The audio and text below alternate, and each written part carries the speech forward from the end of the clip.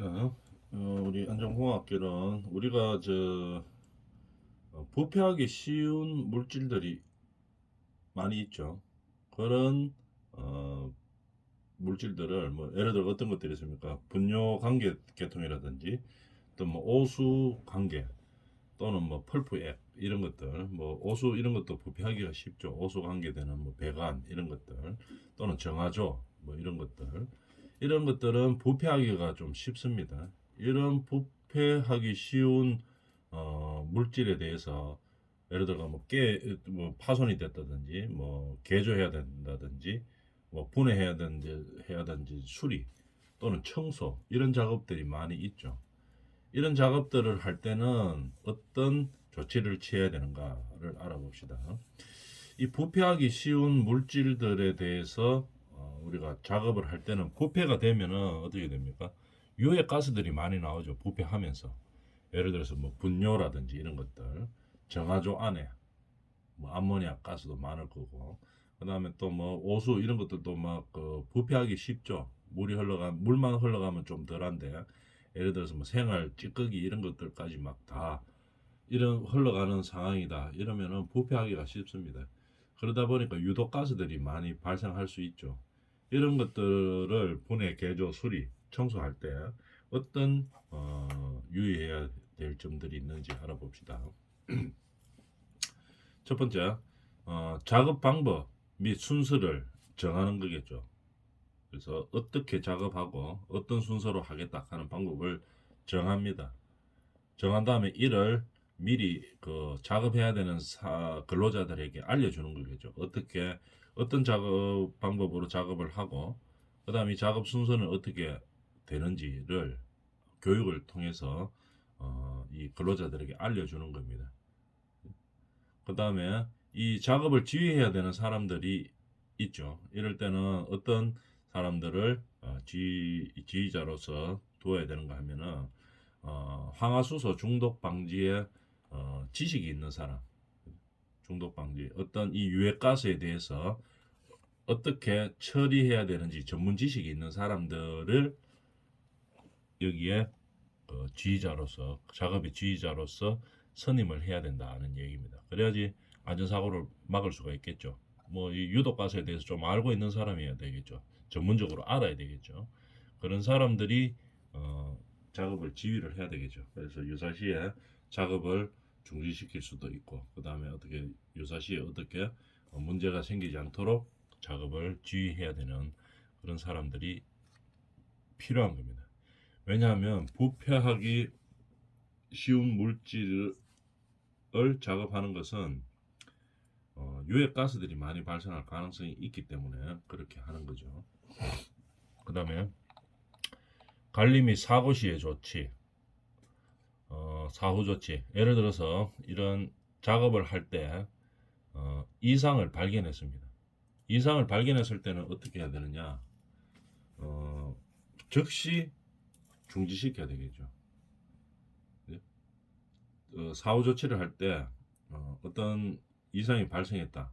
유해가스로 인해 가지고 작업을 못할 상황이 된다. 이러면 즉시 작업을 중지시키고 그 다음에 일단 근로자들을 대피를 시켜야 됩니다.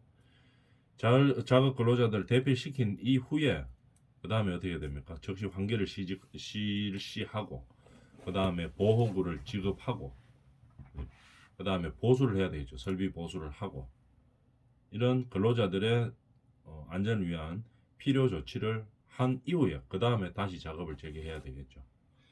그래서 어떤 이상이 발견했을 때는 즉시 작업을 하고 있다면 바로 즉시 작업을 중지시켜야 되는 거고 작업을 하지 않고 작업하기 전에 우리가 발견을 했다면은 어떻게 됩니까? 반드시 작업 진행을 뒤로 미루고 조치를 한 다음에 선조치 이후에 작업을 재개를 해야 되겠죠. 그래서 만약에 작업하기 전에 발견했다면은 환기등 그다음에 적절한 조치를 다 취해 놓고 적정 공기를 유지한 상태로 만들어 놓고 그다음에 작업을 해야 되는 거고 만약에 작업하고 있는 중에 이상 조치를 발견했다면 그 즉시 작업을 중지시켜야 되죠. 그 즉시 중지시키고 그 다음에 근로자 대피시키고 그 다음에 적정 공기를 다 만들어 놓은 다음에 작업 환경을 적절하게 만들어 놓은 이후에 다시 작업을 재개해야 된다는 얘기입니다. 자, 사고 시의 대피는 어떻게 해야 되느냐? 우리 작업을 하다 보면 밀폐 공간 등에서 작업을 하다 보면은 산소 결핍이나 유해가스로 인해서 질식 화재 폭발 등의 사고가 날 우려들이 있죠. 그래서 그런 우려를 발견했으면 어떻게 즉시 작업을 중단하고 관리자를 대피시켜야 되겠죠. 그죠? 대피시키고 그 다음에 조치를 취해야 되는 거예요. 일단 근로자부터 대피시키고 난 다음에 그 다음에 어떤 조치를 취해야 되겠죠. 적정 공기 상태가 되도록 환기를 시킨다든지 어떤 조치를 취하는 거겠죠. 그 다음에 그 적정 공기 이미 확인이 되기 전까지는 관계자 외에는 진짜 출입을 금지시켜야 되겠죠. 왜냐하면 또 사고가 발생할 수가 있으니까. 그 다음에 이런 문제가 있었다 하는 것을 게시를 해야 됩니다. 내용을 정확하게 적어가지고 뭐 은폐가 될 일이 아니고 이런 상태에 문제가 있었다 하는 어떤 상태에 문제가 있었다 하는 것을 반드시 게시를 시켜서 사람들 출입을 막고 완전히 회복될 때까지 적정 공기가 회복될 때까지 사람 출입을 막고 근로자 출입을 막고 그 다음에 안전 조치를 취한 다음에 그 다음에 이제 다시 작업을 재개해야 되겠죠. 그 다음에 이 금지된 장소에서는 이 근로자들이 그냥 자기 임의로 이렇게 들어가가지고는 안 되죠. 그래서 완전히 회복이 될 때까지 적정 공기가 확인되고 할 때까지 작업이 중지시키고 그 다음에 근로자들의 출입을 막아야 된다는 얘기입니다. 그래 안전사고를 방지할 수 있겠죠. 그 다음에 이제 이런 유사시에 발생하게 될지도 모르는 이런 상황들에 대해서 훈련을 받습니다. 훈련을 합니다. 이런 유해한 현장인 경우에 뭐를 긴급 상황에 대해서 뭐를 교육을 시키느냐 볼까요? 밀폐 작업 공간에서 작업하는 근로자에 대해서 비상연락 체계, 그 근로자들이 작업할 때 비상연락을 어떻게 취할 것인지, 비상연락 운영 체계, 그 다음에 구조 장비의 사용, 유사시에 구조 장비를 사용해야 되겠죠. 어떻게 사용할지, 구조 장비의 사용, 그 다음에 공기호흡기 또는 송기 마스크의 착용, 그 다음에 응급처치, 그죠? 그 안에서 뭐 일단 뭐 119가 오든지 구조반들이 오기 전에 응급처치를 해야 되는 경우들이 있죠. 이럴 때 응급처치를 어떻게 할 것인지 이런 것들을 교육을 시키고 훈련을 시킵니다. 언제? 6개월에 1회 이상, 반기에 1회 이상 주기적으로 해야 되는 거죠. 주기적으로 반드시 교육을 실시해야 되는 겁니다. 그 다음에 실시만 해가 될 일이 아니고 그 결과를 기록하고 보존해야 됩니다. 반드시 법으로 딱 정해져가 있죠. 그래서 이 안전교육을 긴급 구조 훈련을 실시하고 그 다음에 결과를 기록하고 보존해야 되는 겁니다. 반기에 1회 이상 주기적으로 훈련해야 되는 거죠. 어떤 것들이 필요하다? 비상연락 체계 운영을 어떻게 할 것인지, 구조 장비를 사용을 어떻게 할 것인지, 마스크 사용을 어떻게 할 것인지, 응급처치를 어떻게 할 것인가에 대한 교육을 반기에 1회 이상, 6개월에 1회 이상 주기적으로 훈련을 실시해야 된다는 얘기입니다. 그리고 중요한 것은 실시하고 끝이 아니고 기록하고 보존해야 되는 거죠. 그 다음에 안전한 작업 방법 등의 주지. 언제 그러면 안전한 작업 방법 등을 주지할 것이냐 이 말이겠죠. 밀폐 공간에서 작업을 하는 경우 어떻게? 작업을 시작할 때마다입니다. 시작할 때마다. 어제 하고 오늘 하는데 어제 교육시켰다고 오늘 안 하는 게 아니고 어제 교육을 시켰어도 오늘 또 해야 됩니다. 작업을 시작할 때마다 교육을 시키는 거죠. 작업 근로자에게 반드시 안전한 작업 방법에 대해서 주지를 시키고 교육을 시켜야 된다는 얘기입니다. 언제마다 작업을 시작할 때마다 내용에 대해서 한번 볼까요? 요거죠. 산소 및 유해가스 농도 측정에 관한 사항. 이 근로자가 오늘 작업해야 될 현장의 산소 농도가 규정치 이상인지 18% 이상 23.5% 이하인지, 그죠? 그 사이에 해당되는 적정 공기인지 산소 농도가 적정한지 알려줘야 되겠죠. 그 다음 유해가스 농도가 적정한지, 유해가스에 대한 위험 요소가 있는지 없는지 이런 것들에 대해서 측정한 상황에 가서 사항에 대해서 알려줘야 되는 겁니다. 알려주고 그 다음에 그래 이 적정하니까 이제 이 근로자 보고 들어가서 작업하라고 이야기했겠죠. 그죠? 이거 뭐 속이고 이렇게 해가 될 일이 아니죠. 이거 반드시 측정한 대로 이야기해줘야 되는 겁니다. 근로자에게. 그래서 이 지금 이 근로해야 되는 현장에서의 상황이 어떤지를 분명히 이야기해줘야 되는 거겠죠.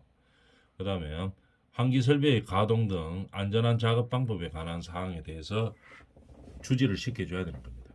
그래서 들어갔을 때 우리 작업할 때 환기 설비가 뭐 어떻게 가동되고 있는지 또는 가동하는 방법, 안전한 작업 방법들에 대해서 방법에 대해서 이제 주지를 시켜줘야 되죠. 어떤 위험한 일은 하지 마라. 어떤 일만 해라. 어떻게 안전한 상태에서 일해야 된다. 이런 것들을 이제 주지를 시키는 거겠죠. 하지 말아야 할 행동, 하지 말아야 할 작업 방법 이런 것들을 이제 주지를 시켜주는 거겠죠. 그 다음에 보호구의 착용과 사용 방법을 주지시켜줘야 되고 유사시 사고 발생 시에 응급 조치를 어떻게 할 것인지에 대해서도 알려주어야 되겠죠. 그 다음에 어떤 이상 사태 발생 시에 구조 요청을 어떻게 할 수 있는 건지 비상연락망이 어떻게 되는지 가르쳐줘야 되겠죠. 내가 위급한 상황이 발생했을 때는 어떻게 비상연락을 취하면 되고 아니면 다른 사람이 위급한 상황이 발생했을 때는 내가 어떻게 다른 사람에게 이 구조 요청을 할 것인지에 대해서 알려줘야 되겠죠. 그 비상연락처가 어떻게 되는지 그 방법들에 대해서 알려주고 그 다음에 구조용 장비의 사용 내가 위급한 상황이 내한테는 발생하지 않았지만 저 다른 근로자에게 발생했다고 하면 구조용 장비를 이용해 가지고 그 사람을 도와줘야 되겠죠. 구조용 장비 사용 방법을 알아주고 그 다음에 구출에 관한 사항을 어떻게 할 것인지에 대해서 우리가 주지를 시켜줘야 된다는 얘기입니다.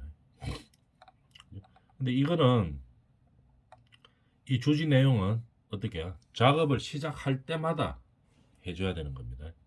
어제 했다고 안 한 것이 아니다는 얘기겠죠. 그 다음에 의사의 진찰, 산소 결핍증 같은 것들, 산소 농도 18% 이하에 되는 공기를 마셨을 때 근로자가 산소 결핍증이 올 수가 있죠. 그 다음에 유해 가스에 중독되었을 때 뭐 그런 경우가 발생할 수가 있겠죠. 산업 현장에서 뭐 질식이라든지 뭐 이런 거 쓰러질 수도 있고 뭐 이렇죠. 질식이 돼가지고 이럴 때는 어떻게 됩니까? 즉시 의사의 진찰이나 처치를 받도록 해야 한다 이 말이겠죠. 어떻게 119를 불러야 되겠죠. 의사가 이 현장에 있으면 되는데 뭐 의사까지 현장에 있는 현장들은 잘 없죠. 그렇기 때문에 빨리 이송을 시켜야 되겠죠. 그래서 제일 빠른 것은 응급 조치를 하면서 119를 불러놓고 그 다음에 이송하기 위해 119를 불러놓고 그 119 오는 동안에는 응급 조치를 하고 있어야 됩니다. 그죠?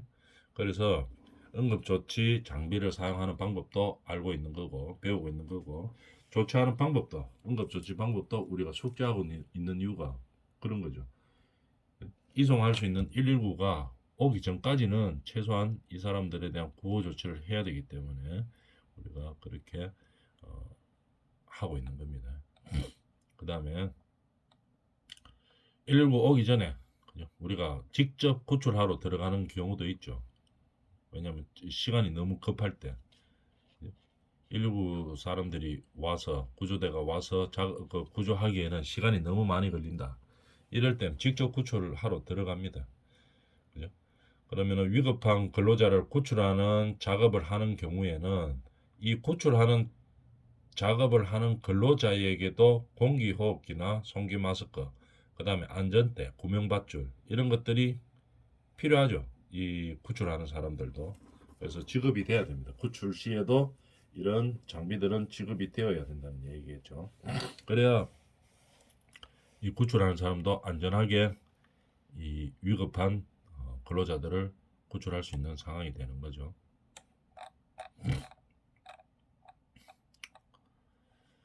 자, 그 다음에 구출 작업에 종사하는 근로자들은 지급된 보호구를 반드시 또 착용하고 있어야 되겠죠.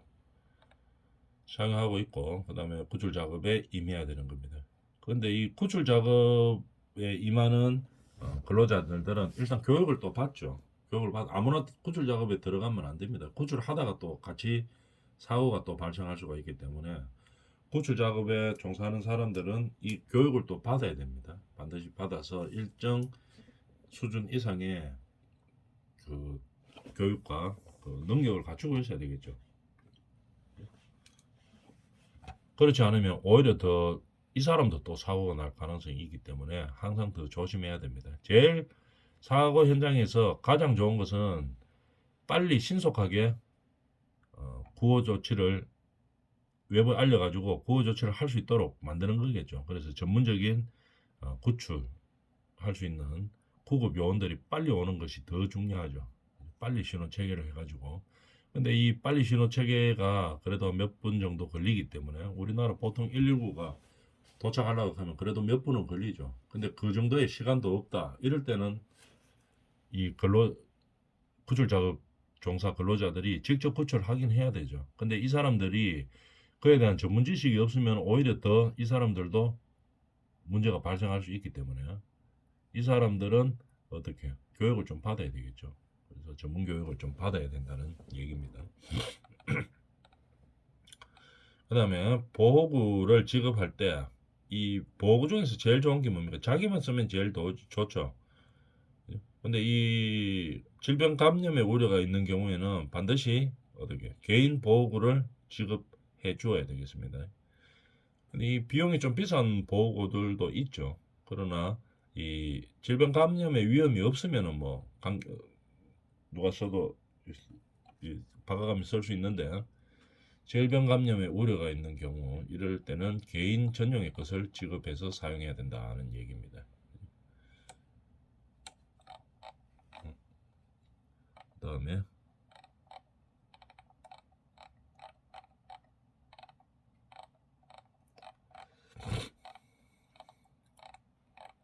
그래서 특히 뭐 개인 감염의 우려가 있는 것들이 어떤 것들이 있습니까? 제일 심한 것들이 이 귀마개 같은 거 있죠.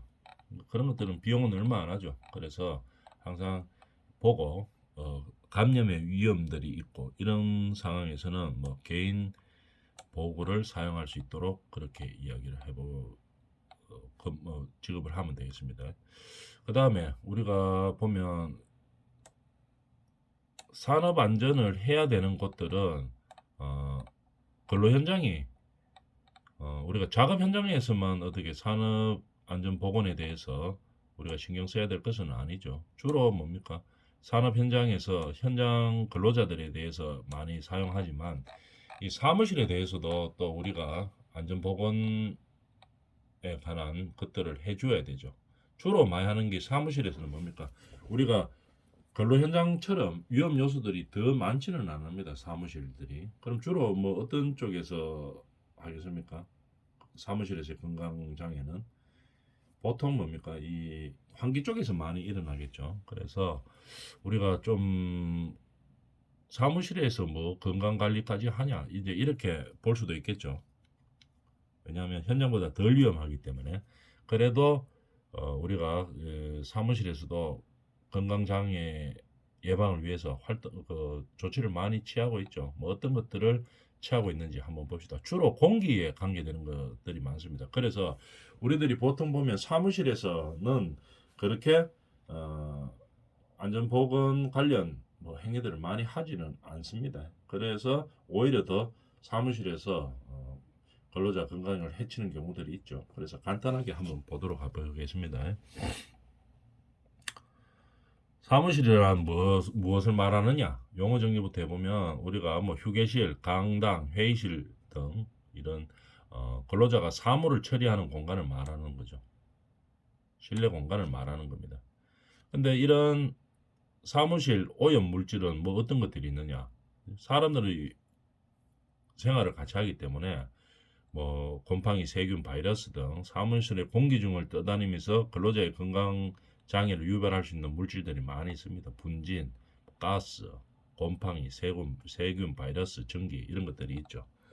그러면 공기 정화 설비는 어떻게 해야 되느냐?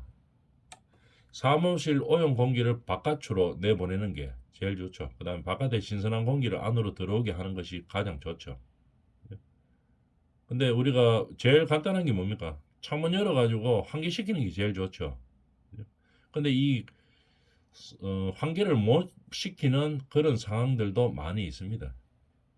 이 사무실 공간이 환기가 되지 않는 그런 실내 공간들도 많이 있죠. 그럴 때는 어떻게 공기 정화 설비를 통해서 바깥의 공기를 안으로 들어오게 하고 안에 오염된 공기를 바깥으로 빼주는 그런 장치들이 필요하죠. 그런 얘기들입니다. 그 다음에 설비의 성능 등을 보면은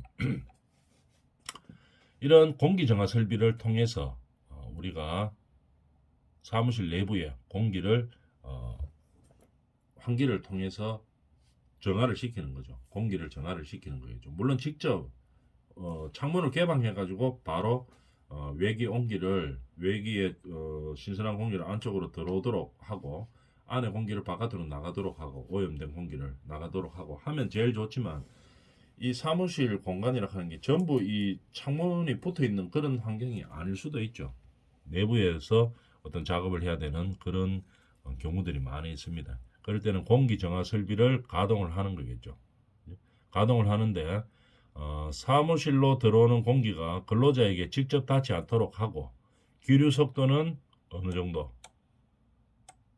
초당 0.5m 이하가 되도록 합니다. 공기 정화 설비를 설치할 때 기준이죠. 근로자에게 직접 접촉되지 않도록 하고 기류 속도가 초당 0.5m 이하로 한다는 기준이 있습니다. 그 다음에 공기 정화 설비 등의 유지 관리 이게 설치만 해놓는다고 공기 정화 설비는 이게 계속 적정 공기를 유지하는 것은 아니죠.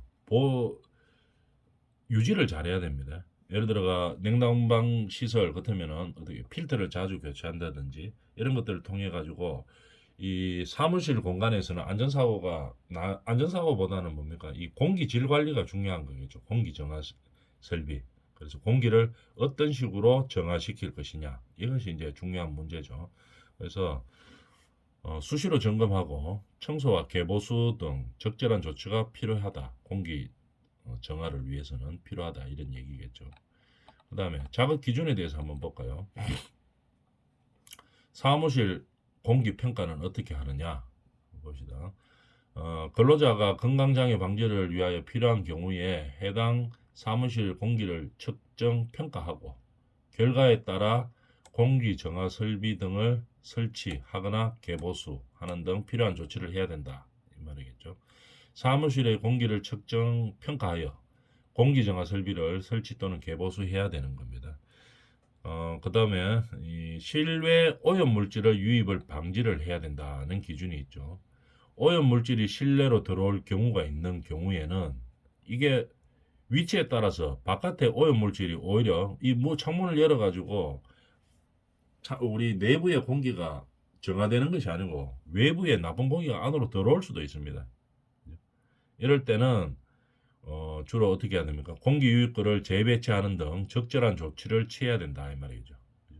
현장마다 상황은 다르죠. 그렇기 때문에 적절한 조치를 합니다. 공기 유입구를 재배치한다든지. 왜냐하면은 이 주차장 옆에 이거 딱 창문이 있어가지고 맨날 이 차 매연 들어온다 이러면은 이 안에 근로자들이 공기가 엄청나게 안 좋죠. 문을 열 수도 창문을 맨날 닫아 놓을 수도 없고 열어서 환기도 시키고 해야 되는데 이제 이렇게 하면은 어떻게 공기유입구를 재배치한다든지 이런 방법을 통해서 신선한 공기들이 들어올 수 있는 상황을 유지를 해야 되는 겁니다. 그 다음에 미생물 오염 관리 이런 것들 우리가 뭐 결로 현상이라든지 이 건물의 누수 이런 것들로 인해 가지고 우리가 사무실 내부에 곰팡이들 이런 또는 미생물들이 많이 존재할 수가 있습니다. 미생물 생장을 촉진할 수 있는 그런 환경이 될 수가 있겠죠. 항상 건조시키고 제거하고 청소해가지고 공기를 좋도록 만들어준다는 얘기입니다. 미생물이 정식될 만한 곳을 미연에 방지하는 거겠죠. 이런 식으로 우리가 사무실 내에서의 안전보건 관리들을 좀 태무심하는 경향들이 좀 있습니다. 왜냐하면 눈에 보이지 않기 때문에. 왜냐하면 뭐 공기 좀 안 좋다고 해가지고 뭐 크게 뭐 문제 있겠냐 이렇게 생각을 하지만 이 사무실에 있는 사람들도 안전보건 관리가 필요합니다. 주로 뭡니까? 공기 질에 대한 그런 요소들에 대한 우리가 개선이 필요한 거겠죠. 그래서 간단하게 우리 사무실에서의 안전관리, 특히 공기질 관리를 어떻게 해야 되는지에 대해서 간단하게 한번 알아봤습니다. 이번 시간 여기까지 합니다.